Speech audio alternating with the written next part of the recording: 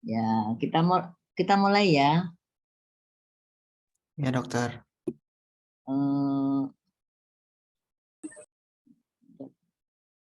Ada code 8 itu loh.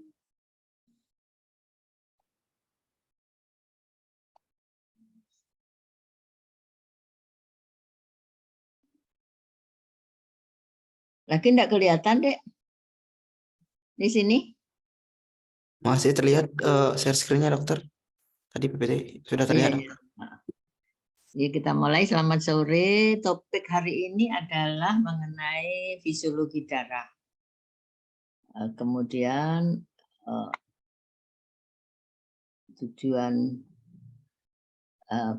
tujuan pembelajaran di sini adalah pertama memahami fungsi darah, apa gunanya kita punya darah, fungsinya apa. Yang kedua, memahami struktur darah, jadi bagian-bagian dari darah.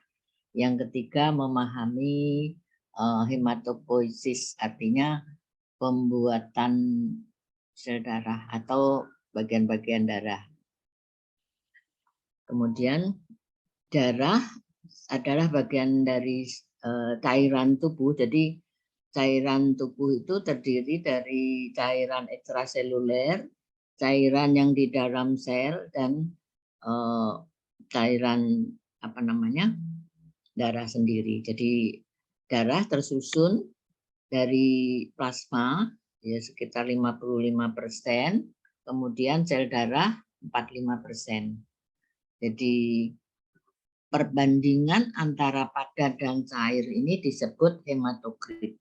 Jadi caranya kalau darah dimasukkan tabung kemudian diputer, terus darah itu mengendap. Berapa persen yang mengendap itu disebut hematokrit. Jadi biasanya 40-50% pada pria dewasa, 35-45% pada wanita dewasa. Jadi di atasnya sel darah yang mengendap tadi itu disebut plasma. Nilai hematokrit itu mencerminkan volume total eritrosit. Jadi kalau misalnya orang itu anemi, kemudian sel-sel darah merahnya rendah, ya akan lebih kecil. Jadi ini rentangannya kalau wanita 45, pria gitu rentangannya ya. Kemudian ketika jenis sel darah tadi memiliki peranan yang khusus di dalam tubuh. Jadi misalnya kini sel darah merah disebut juga eritrosit. Jadi fungsinya adalah membawa oksigen ke seluruh tubuh dan membawa karbon dioksida, produk limbah lainnya. Misalnya ada asam urat, ada asam laktat, itu produk-produk dari hasil metabolisme tubuh.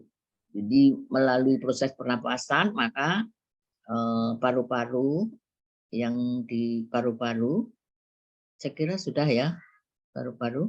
Jadi eritrosit tadi memberikan zat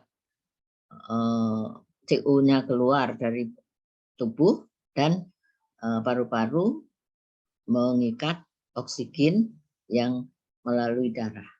Jadi kemudian sel darah putih ini juga disebut leukosit, adalah bagian dari sistem kekebalan tubuh atau mekanisme pertahanan alami tubuh. Mungkin Dokter Ranjung yang menjelaskan nanti ya. Itu ikut membantu melawan infeksi. Contohnya kalau kita kulitnya terinfeksi, kemudian terjadi bisul di kulit, maka sel darah putih ini melawan bakteri, ternyata kalah. Jadi bangkainya sel darah putih tadi berkumpul menjadi nanah. Tapi kita seluruh tubuhnya masih aman karena sudah dilokalisir di dalam bisul itu infeksinya. Begitu pertahanan tubuh. Yang selanjutnya adalah trombosit. Ini yang Anda kenal juga disebut platelet. Itu biasanya berguna atau menjadikan indikator daripada sakit demam berdarah. Jadi bagaimana trombositnya? Karena pada demam berdarah trombositnya menurun sehingga terjadi perdarahan di kulit itu ada bintik-bintik merah. Itu khas untuk adanya perdarahan di bawah kulit. Dan fungsinya adalah untuk membantu pembekuan darah kalau kita misalnya ada perdarahan. Jadi kalau perdarahannya hebat ya nggak bisa, tapi kalau perdarahan sedikit, misalnya kena pisau, kena silet itu kita tekan sekuatnya, ditekan maka akan tertutup karena sudah terjadi pembekuan darah.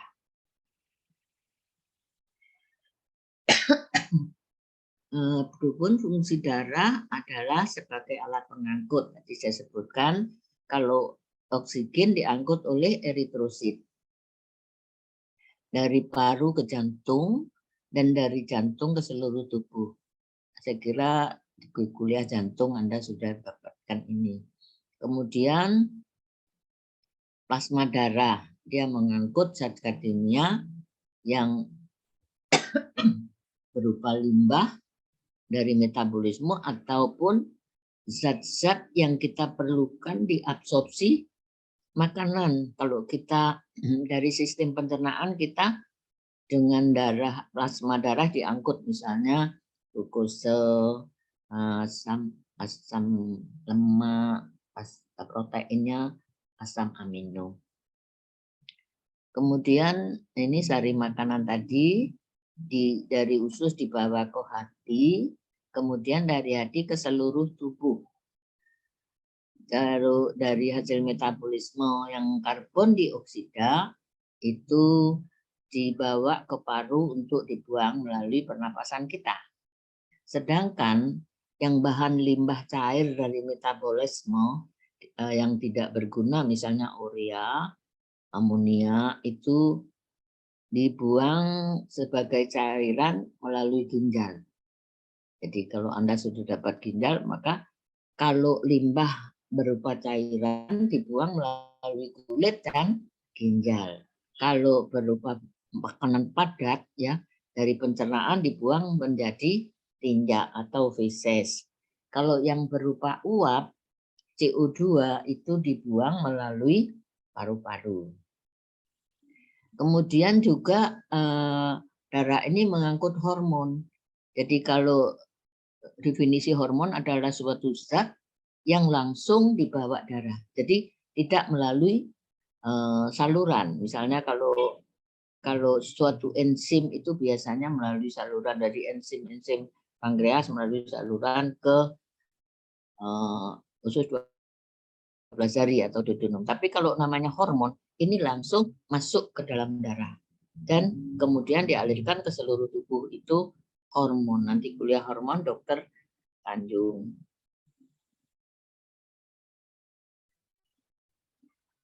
Kemudian leukosit. Kalau leukosit tadi sudah sebutkan berfungsi sebagai pembunuh bakteri atau bibit penyakit. Trombosit untuk pembekuan darah. Yang menjaga kestabilan tubuh ini juga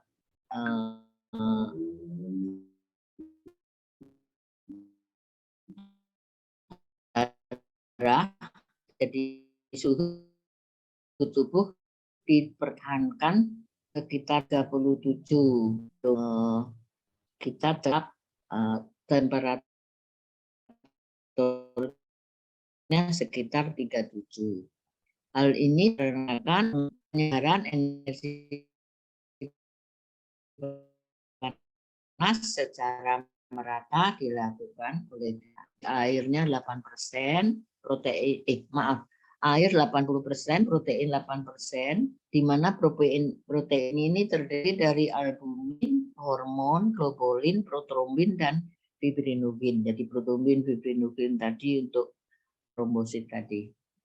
0,9 mineral. Jadi mineral ini terdiri dari natrium klorida atau NaCl, ini maaf ya bikarbonat ya, bukan. Natrium bikarbonat, kemudian kalsium, fosfor, magnesium dan ferum atau zat besi. Kemudian 0,1 bahan organik itu glukosa, asam lemak, urea, asam amino, antigen. Protein yang larut darah disebut protein darah.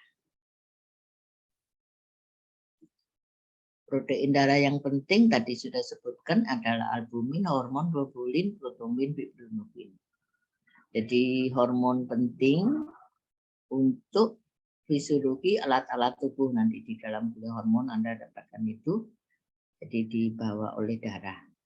Fibrinogen penting untuk pembekuan darah, albumin penting untuk menjaga tekanan osmotik darah, globulin penting untuk membuat zat kekebalan.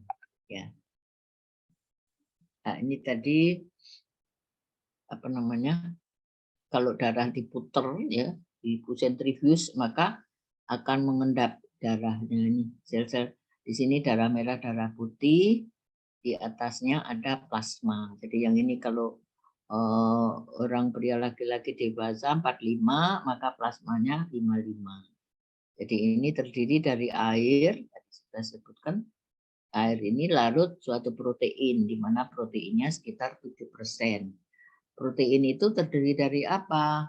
Dari albumin, globulin, fibrinogen, ya. Kemudian zat-zat yang lain ini tergantung ya, nutrien. Kalau yang dari absorpsi dari pencernaan, ada gas, ada substansi lain. Jadi kalau orangnya itu makan narkoba juga di sini, narkobanya larut di sini. Makanya diperiksa kencingnya. Kalau kurang dari 2 hari kencingnya positif, misalnya mengandung zat narkoba, ya.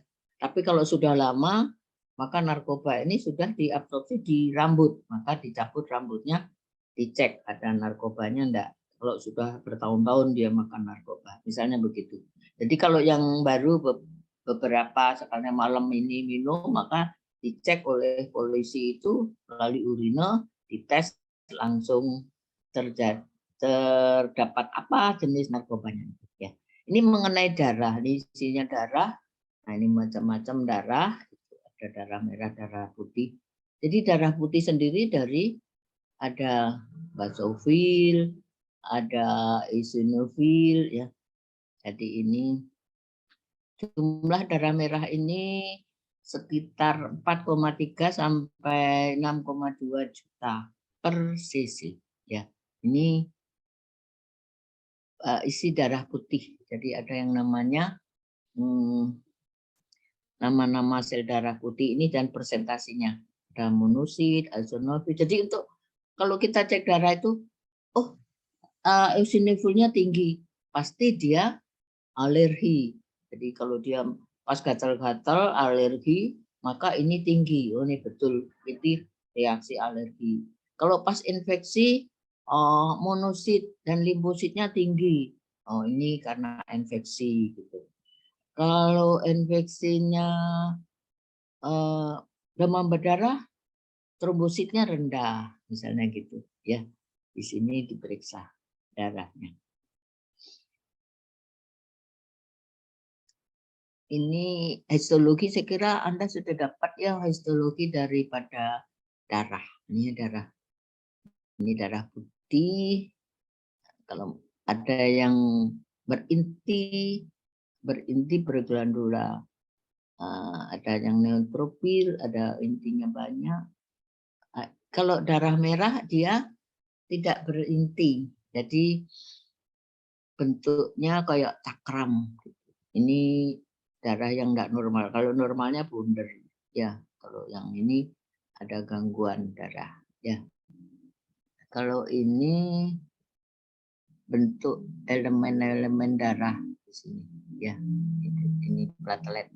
Jadi dari megakariosit itu menjadi platelet. Ini disebut platelet atau trombosit. Ini bentuknya begini.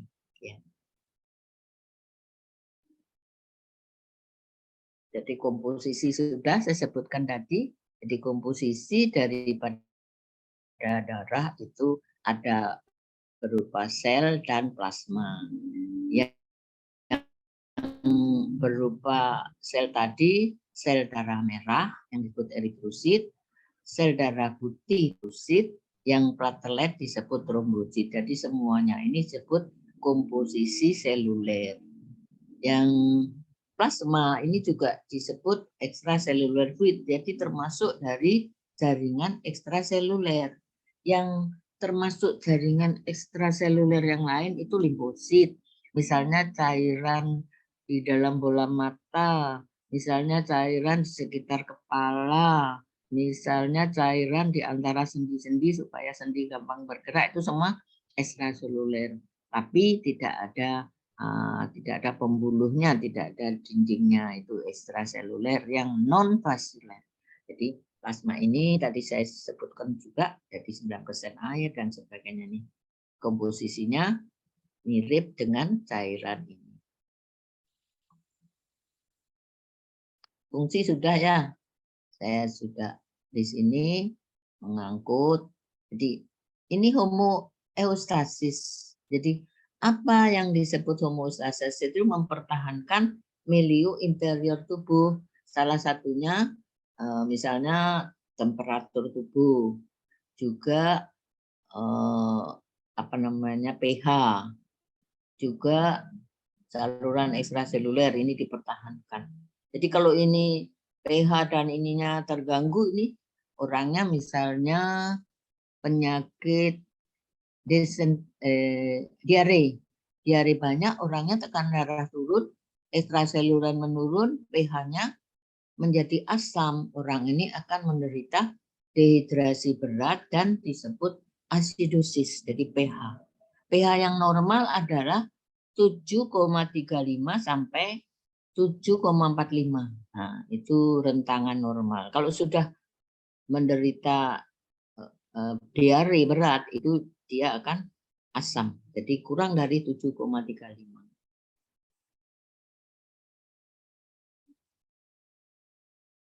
Juga darah putih tadi sudah saya sebutkan mengandung antibodi dan untuk melawan suatu infeksi.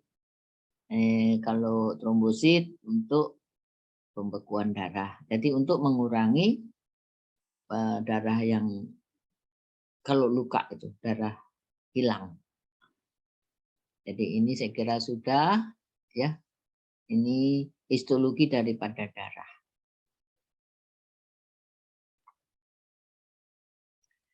Volume darah kita untuk orang dewasa adalah 5 liter.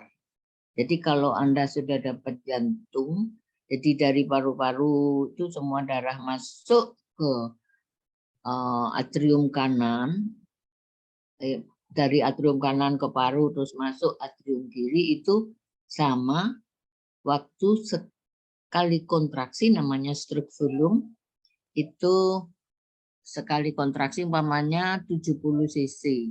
70 cc kali 70 kali per menit. Jadi kontraksinya 70 kali 7 49, jadi sekitar 5 liter ya. Antara 5 liter 4,5 itu tergantung daripada isi sekuncup atau isi sekali kontraksi dan kali berapa menit, berapa kali kontraksi per menit, itu namanya denyut nadi ya. Jadi tadi sudah yang 40% itu disebut pixel volume. Jadi kalau diputar ini 40%.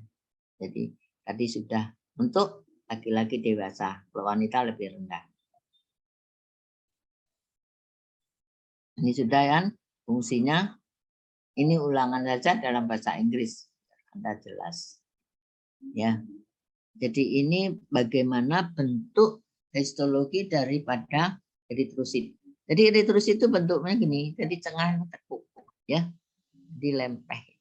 Jadi namanya bikonkav. Jadi ini cekung, baliknya juga cekung, jadi bikonkav. Tidak berinti, non nukleated. tidak berhenti. Diameter antara 7 sampai 8 mm kali 2,5 mm kali ini tingginya 1 ya. Fleksibel. Jadi dia bisa menipis kalau dia masuk yang pembuluh darah sempit, dia bisa, dia fleksibel ya. Rata-rata volumenya ini, jumlahnya 4,7 sampai 5, 10 pangkat berapa ini? Juta ya. Juta. 5 juta. Hemoglobin. Hemoglobin adalah zat yang menjadi merah darah merah, sel darah merah itu kira-kira 3-4 gram dalam satu sel. Jadi hemoglobin ini di dalam darah rata-rata 14 sampai 16 gram per desiliter ya di dalam darah. Jadi kalau kurang dari 14 itu anemi sedang, kurang dari 10 anemi berat. Jadi antara ini untuk laki-laki dewasa ya. Kalau wanita ini 12 sampai 14. Ini 14 sampai 16 laki-laki dewasa.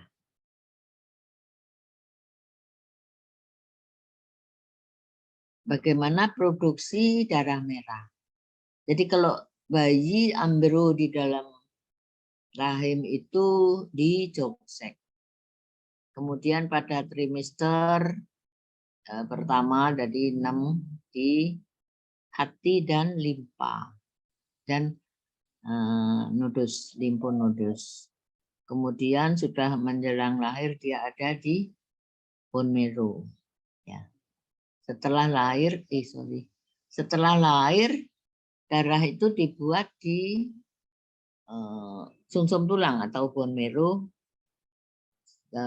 sampai kehidupan. Jadi cuma bedanya kalau masih belum dewasa itu di tulang panjang, tapi kalau dewasa biasanya di tulang vertebre dan tulang pipih.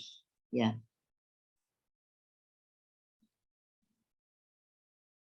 Di tulang panjang itu sampai umur 18 tahun. Ini tadi pembuatan pada menurut dari pembuluh darah. Dijoksek dan di lever. Ini aliran darahnya. Ini pada ini pembuatan darah di tulang pada anak-anak sampai 1 tahun, kemudian sampai 10 tahun di sini pembuatannya di tulang panjang. Ini pada dewasa setelah lebih dari 25 tahun tinggal sedikit itu konversinya. Jadi di sini produksinya ya. Ini femur ini. Jadi di tulang pipih ini setelah ini sampai kita di atas 30 ini, 25 ini sudah tidak ada produksi di tulang panjang, ada di tulang ini, tulang dada, tulang iga, rib, dan tulang vertebra, sumsum tulang belakang. Nah, ini sampai kita tua. Ini perkembangan pembuatan dari sel darah. Ini tadi sudah ya histologinya. Darah putih yang berinti dan bergranula, darah merah yang tidak berinti, dan dari megakarosit jadi trombosit. Sama ini kita ambil dari beberapa buku. Jadi semua itu dibuat di ini apa namanya di sumsum tulang itu jadi namanya hemapoietik. Jadi pembuatan darah hemapoietik stem cell dari pluripotensial hemapoietik ya. Jadi menjadi sel darah merah. Kalau committed stem cell tadi sel darah putih. Jadi perkembangan ini dikontrol oleh faktor-faktor ini. Jadi faktor-faktor yang mengontrol ini adalah eritropoietin. Jadi eritropoietin itu dibuat oleh ginjal, mungkin pada kuliah ginjal sudah ada, itu untuk meningkatkan pembuatan sel darah merah. Jadi kalau ada orang gangguan ginjal ya atau penyakit ginjal, maka orangnya kan anemi karena eritropoietinnya menurun, dia akan anemi normositik, anemi yang besarnya normal cuma jumlahnya kurang ya. Kan banyak anemi ada megaloblastik, anemi yang kurangan B12 megaloblastik, anemi yang kurangan zat besi mikrositik, itu macam-macam aneminya ya. Biasanya anemi kurangan zat besi itu karena hamil ya. Jadi ini produksi di sumsum. Ini masih ya produksi di sumsum tulang. Bagaimana detailnya ya. Nah, ini misalnya pembuatan sel darah. Jadi kalau Anda tinggal di Kintamani atau di Bedugul, maka oksigen yang di atmosfer itu kurang. Jadi akan menurunkan atau hipoksia sehingga juga meningkatkan eritropoietin hormon yang diproduksi di ginjal. Jadi karena hipoksia eritropoietin diproduksi meningkat, maka darah dibuat lebih banyak. Sehingga Anda akan melihat orang-orang yang di Kintamani dan di Bedugul itu pipinya merah. Ya. Karena apa? Karena dia punya hemoglobin yang lebih dari kita. Dia bisa 18 sampai 19 gram persen atau gram per desiliter. Kalau kita tadi normal kan 14 sampai 16. Paling-paling 14, 15. Jadi orang-orang yang tinggal di Kintamani itu lebih. Makanya pipinya merah. Jadi karena hipoksia, maka eritropoietin meningkat produksinya. Sehingga dia ini ya. Jadi hipoksia itu disebabkan karena kalau yang climate atau iklim itu di Bedugul di Kintamani, tapi kalau karena anemi kurang makanan itu kurang zat besi atau vitamin B12 itu juga anemi. Kemudian karena perdarahan, misalnya dia ambeien ya, penyakit wasir, terus perdarahan dia anemi. Yang haid itu tadi sudah saya jelaskan. Ini karena gagal ginjal, juga dia akan anemi. Juga karena penyakit paru, juga anemi. Ya. Oh, maaf ini enggak jelas. Jadi mengenai eritropoietin itu ya, tidak glikoprotein yang merangsang fungsinya eritropoietin itu merangsang pematangan daripada proses yang terjadi di sumsum ya. Jadi pada tadi sudah saya sebutkan ya, anemi pada ini.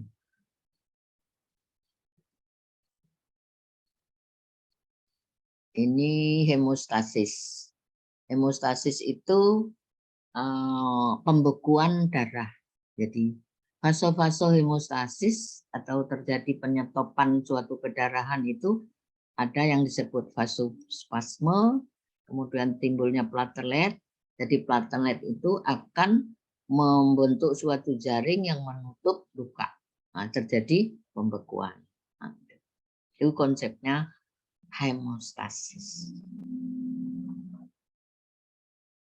Jadi ini terjadi trauma di sini ya, mau ketabrak apa kena silet, maka gangguan tisu itu di pembuluh darah ini akan mengeluarkan trombosit atau platelet. Jadi sehingga ada proses yang disebut hemostasis. Ya, prosesnya tadi itu vasokonstriksi, terbentuknya plak, tertutup. Nanti setelah beberapa hari ini terjadi penyembuhan, ya, sampai 7 hari. Gitu.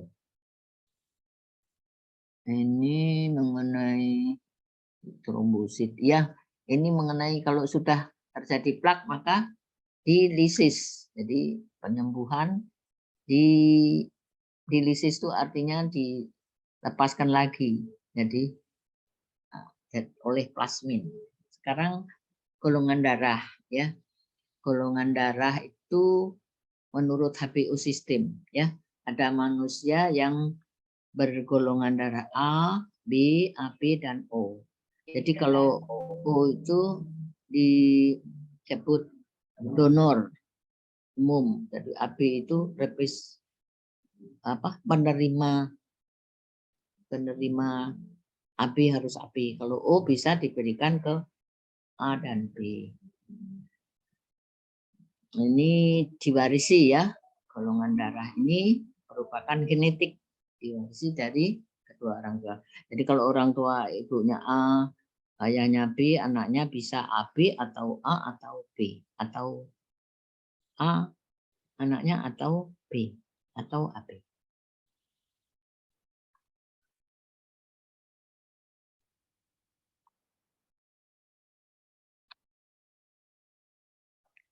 Jadi kaitan dengan golongan darah ini ditentukan oleh antigen dan antibodi yang ada di dalam darah. Jadi antibodi itu ada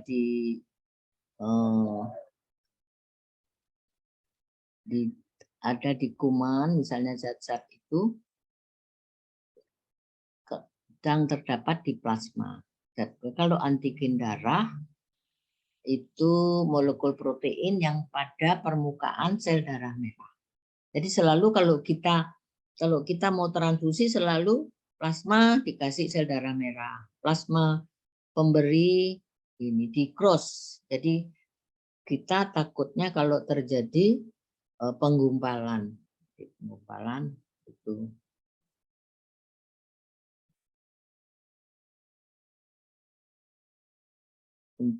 Untuk tes darah ini penting untuk kita kalau mau transfusi, ya.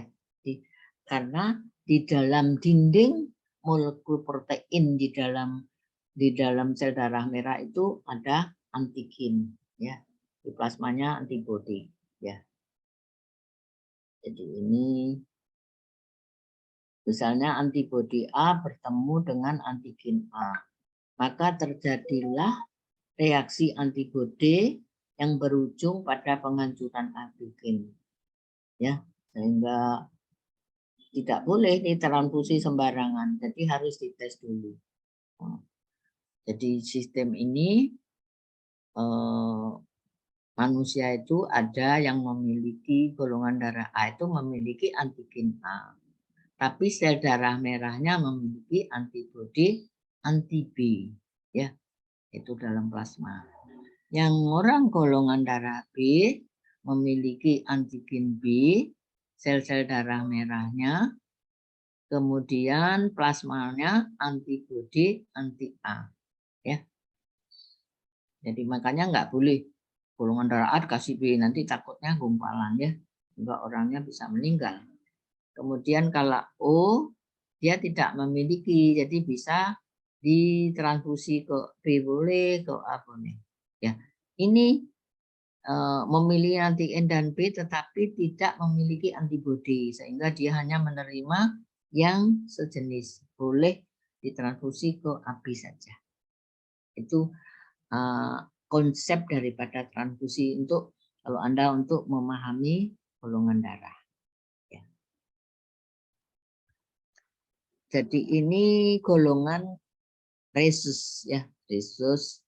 Resus itu cuma ada yang positif dan resus negatif.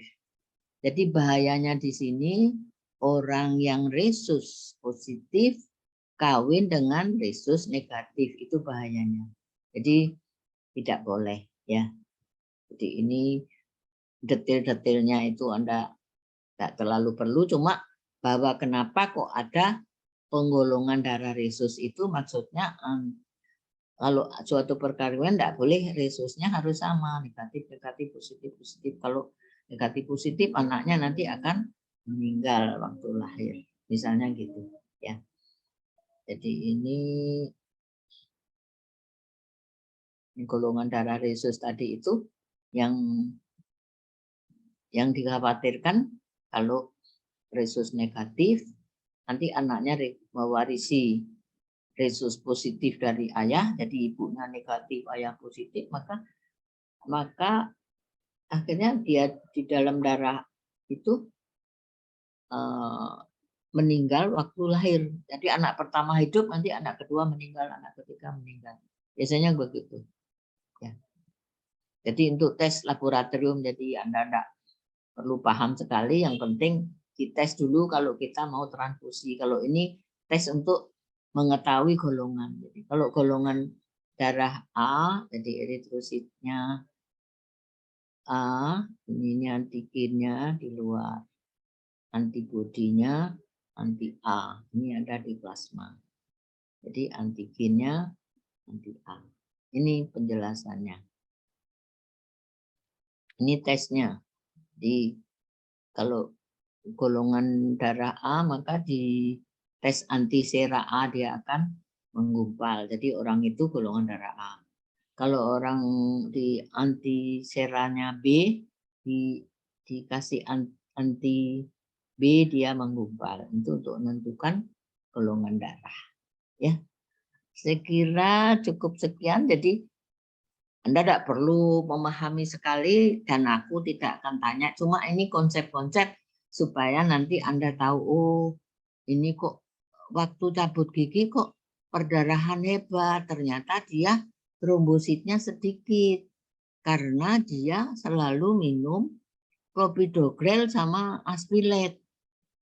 Jadi orang yang sakit jantung supaya tidak terjadi trombosis di dalam arteri koronaria, maka dia harus hati-hati sebelum cabut gigi 3 hari jangan minum aspilet dan clopidogrel. Jadi pengencer darah itu. Nah, Anda harus tanya nanti jadi dokter, Bapak minum obat apa? Kalau Anda tanya, loh saya tadi malam atau kemarin atau setiap hari saya minum aspilet dan clopidogrel. Wah, nanti 3 hari Bapak kesini lagi baru saya cabut dan Anda tidak boleh minum obat itu. Kalau Anda memaksa hari itu dicabut, maka dari seharian dia akan merembes. Jadi terjadi perdarahan terus. Nah, itu pengalaman saya. Saya kira cukup, Dek. Mungkin pertanyaan, Dek. Silakan ya.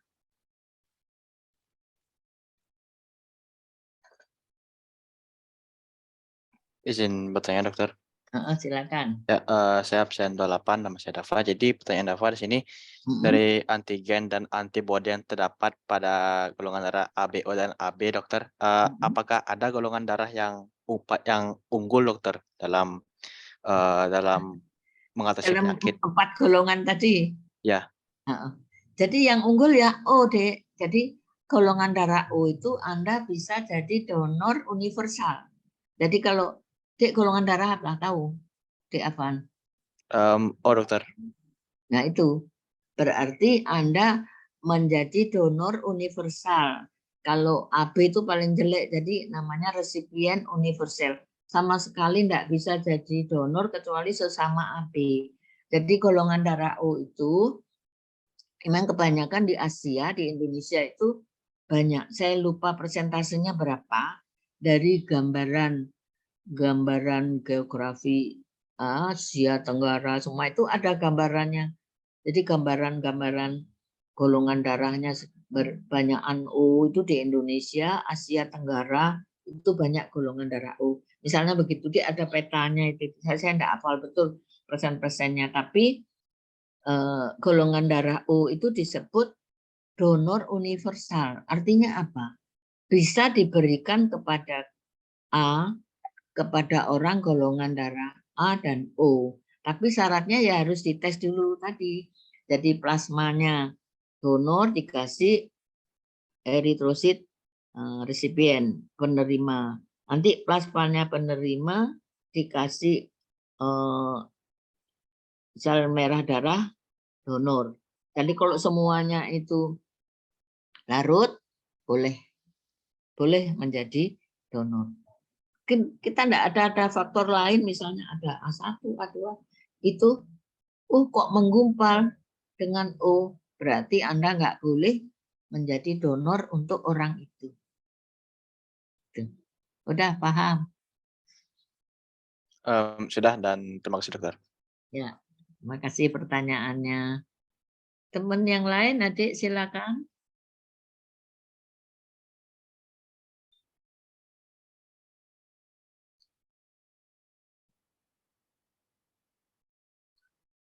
Masih banyak waktunya. Jadi konsep dari darah itu ya sebagai cairan pengangkut.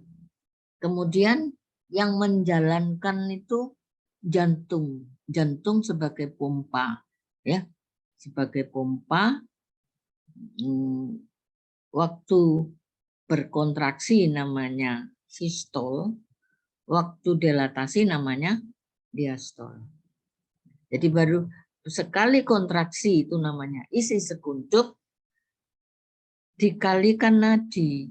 Nadi itu berapa kontraksi selama 1 menit, namanya denyut nadi. Nah, yang dikontraksikan tuh misalnya, jadi waktu diastol itu volume rata-rata itu 1, ya kita hitung dari serambi kiri ya. Maaf, bilik kiri ya, 100 namanya end diastolic. Waktu end diastolic itu volumenya 130 ml atau cc. Begitu kontraksi bilik kiri itu tergantung pada orang itu atlet atau orang biasa. Jadi kalau orang biasa misalnya rata-rata sekali kontraksi itu 70 cc. Berarti sisa darah yang di bilik kiri tadi 60 cc, ya. 60 cc per 130 cc kira-kira 55%. Nah, itu untuk ukuran berapa namanya ejection fraction. Isi ejection fractionnya 55%, oh Anda belum sakit jantung. Kalau suka sakit jantung, ya kontraksinya nggak bagus, jadi ejection fraction bisa 20%, 30%, lama-lama bengkak ya, kaki bengkak, paru-paru bengkak, sesak napas gitu, karena sudah ada gangguan kontraksi jantung. Nah, kalau ini isi darahnya tadi, darah yang dibawa itu sekali, kalau sekali kontraksi namanya isi sekuncup atau stroke volume, dikalikan nadi namanya cardiac output. Jadi cardiac output jantung kanan kiri sama kira-kira 4 liter. Jadi darah yang 4 liter dikontraksi daripada jantung kanan ke paru tadi mengikat oksigen kira-kira 98,5 atau 99%. Itu yang disebut saturasi oksigen pada penyakit Corona 19. Jadi begitu selaput paru tadi kena infeksi virus, maka oksigen yang diikat darah merah menurun, saturasinya menurun. Jadi kalau saturasi 75 terus, itu lama-lama orangnya meninggal karena kurangan oksigen. Jadi Anda mengerti kan, rebutan oksigen di Jawa waktu corona hebat itu banyak yang meninggal karena nggak dapat oksigen, rebutan. Di pasiennya 5, oksigennya 1 tabung. Atau belum datang dari pabriknya. Kan banyak kasusnya itu. Jadi banyak saudara-saudara saya di Jawa itu kurangan oksigen daripada meninggal. salah satu faktor yang meninggal itu kekurangan oksigen. Meskipun ada oksigen, tapi saturasi, jadi pengikatan oksigen oleh darah merah itu sedikit, ya turun, saturasi turun. Jadi kebanyakan pada orang tua yang dengan komorbid, jadi orang tua dengan diabetes, orang tua yang dengan tekanan darah tinggi, biasanya kalau kena corona biasanya meninggal. Kalau yang muda-muda ya OTG banyak ya. Kalau Anda mungkin udah positif dulu, nggak tahu ya. Cek dulu. Tapi karena masih muda, tidak ada penyakit di dalam tubuhnya, itu kena corona, saturasi oksigen meskipun turun tahan, naik lagi dikasih oksigen. Jadi yang parah-parah itu Anda sekarang paham kenapa kok yang nggak dapat oksigen pada meninggal ya, karena udah nggak ada saturasi menurun, oksigennya nggak ada, dinding selaput paru atau alveoli itu terinfeksi virus, jadi menurun. Itu paham Anda kenapa kok saturasi oksigen menurun pada Corona 19. Silakan kalau ada pertanyaan lagi.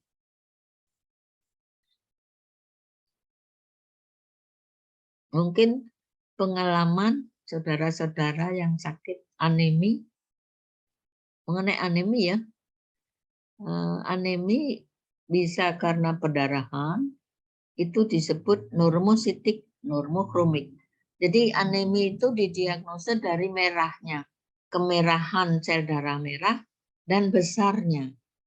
Kalau penderita kekurangan zat besi, maka sel darah merahnya kecil. Tadi berapa ukurannya? Kurang dari yang normal.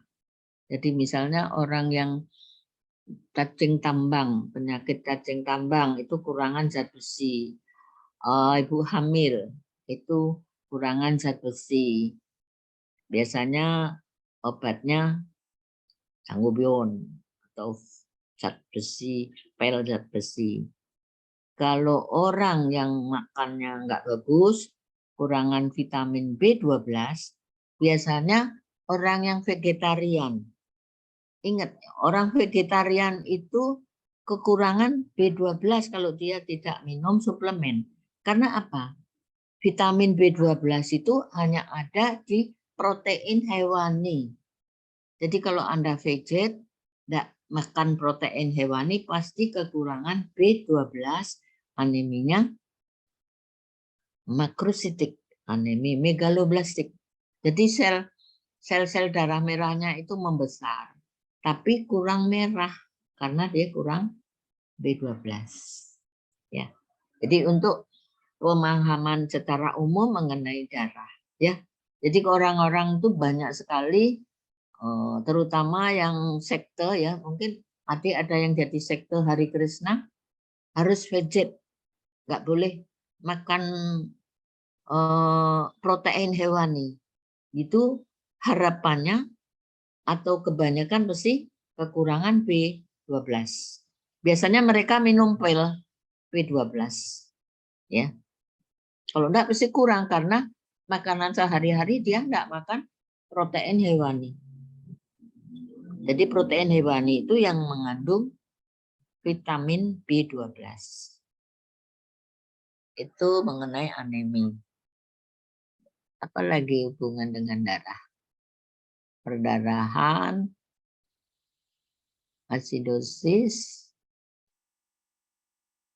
itu aja. Pembekuan, ya pembekuan juga ada. Kalau kita kekurangan trombosit, kalau kita kekurangan vitamin K dan vitamin C, juga terjadi perdarahan. Kalau Anda sikat gigi, kemudian gusinya berdarah, hati-hati Anda kurangan vitamin C. Ya. Kalau vitamin K itu dibuat di usus besar, ya di usus besar itu ada, di situ ada pembuatan bakteri-bakteri yang membuat vitamin K. Ya, makanya Anda sering minum Yakult, Susu yang di fermentasi itu apa namanya, Dek? Yakult, terus apa Yogurt, lagi? dokter. Yogurt lupa. Nah, yogurt ya, Anda seneng yogurt. Adik-adik yang cewek seneng yogurt. Itu bagus karena ada bakteri-bakteri yang membuat vitamin K di dalam usus besar. Ya, bakteri-bakteri di lambung. Kemudian ada di dalam lambung, mungkin ada kuliahnya pencernaan tuh yang membuat vitamin juga, zat yang untuk anemia itu anemia perniciousa namanya itu. Apalagi yang hubungan dengan darah.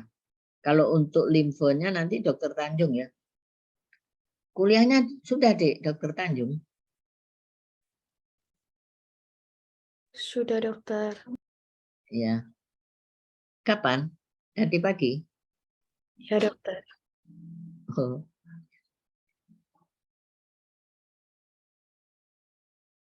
Jamnya sama, pagi jam 8 saya juga ada diskusi tadi pagi. Mungkin nanti Selasa juga nggak bisa. Tabrakan terus.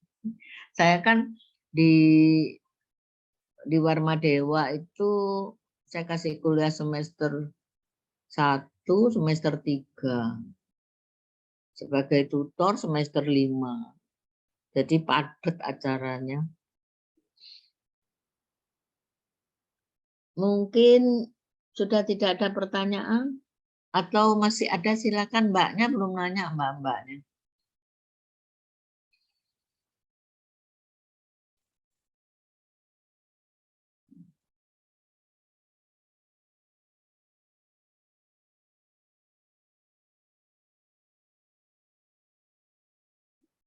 Silakan. Korti mana? Korti nggak ada suaranya. Halo dokter, hadir dokter. Nggak ada pertanyaan, Dek Komang?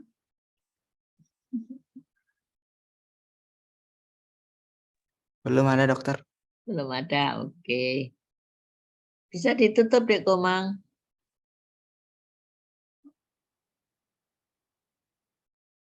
Bisa dokter kalau memang tidak ada yang bertanya dokter. Sudah tak ceritain macam-macam, sudah habis ceritanya ini. Ya. Selamat sore, selamat belajar. Kita stop share ya. Terima kasih, dokter. Selamat sore, terima kasih, dokter. Terima kasih, dokter. Sama. Dokter. Dokter.